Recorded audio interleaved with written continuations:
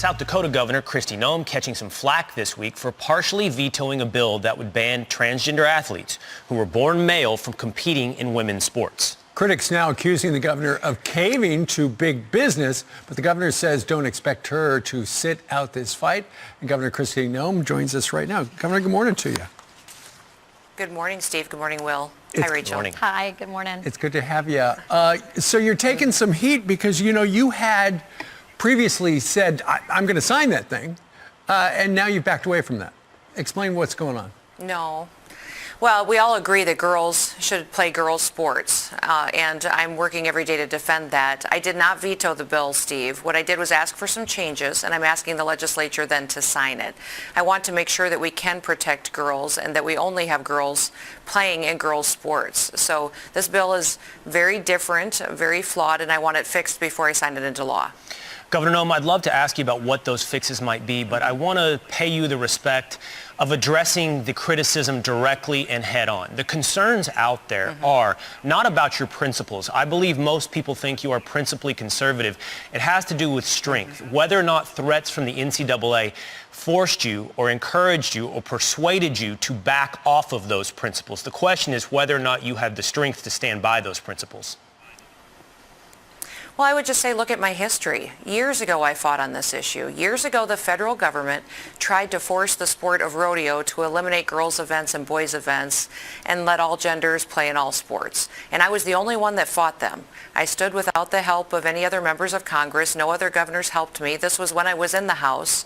And I won this fight with USDA and allowed rodeo to still have girls be in girls' sports and boys be in boys' sports. So I've already proven myself on this issue, and I've been working on this for many, many years. Also, I'm just kind of surprised that people think that I could do what I did during the year of COVID that we just went through and not be strong.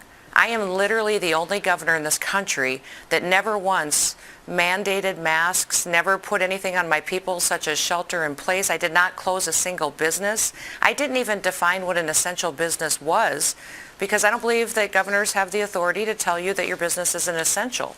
I went through that entire year being the only governor making the decisions that I was making and was strong enough to do that. So what I'm doing here is trying to make sure that we have a victory. I understand getting into a fight.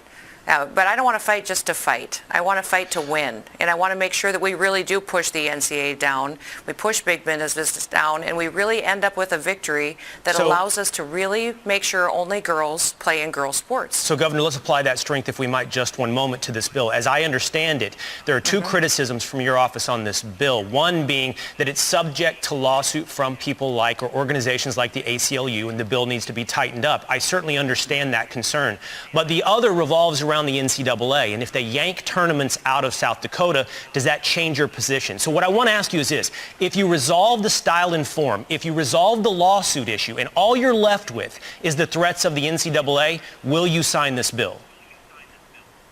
This bill is revisions and changes to several different parts of the bill. This bill is very different than the other bills that you see moving across the country. It has flaws in them that these other bills do not have, and opens up people, families, school districts to litigation into the future. So I asked the legislature to change it, to fix it, and allow us to go and fight with the NCAA and do that. That's why I'm asking everybody to join my coalition, my compact of states. It's called Defend Title. It really enacts change to protect women's sports in the college level and to make sure that we're protecting girls' sports at the K-12 level as well.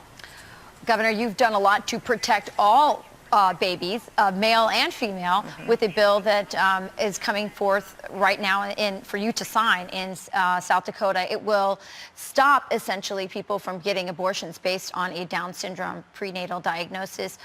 Tell us about the bill. You know it's dear to my heart. I have little baby Valentina who was with you when you announced the bill. But tell us more about the bill and where it stands and when it will actually be signed. Yeah, Rachel, I actually signed that bill yesterday, so it is now completed, and I have a ceremonial copy of the bill that I'm going to be mailing to you and to Valentina because of your part in this important piece of legislation that's going to protect our precious babies. So 2 months ago, you guys came to South Dakota for my State of the State address, where I talked about this bill being incredibly important to me and to our state.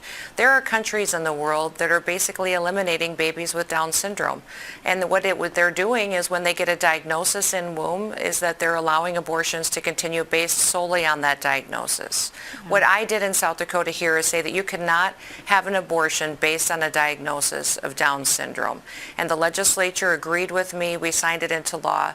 And I want to thank you for your important part in that, because your story's powerful. Everybody who meets Valentina falls in love with her. She is incredibly special. We all recognize that every single life is precious, and this bill is one more step to making sure we protect every single baby. Well, thank you, and I appreciate that we are talking about authentic tolerance. But there's a lot of talk in our country about tolerance and diversity, and here we are aborting those who are different. So thank you for standing up for this. This is a really important bill. Thank you.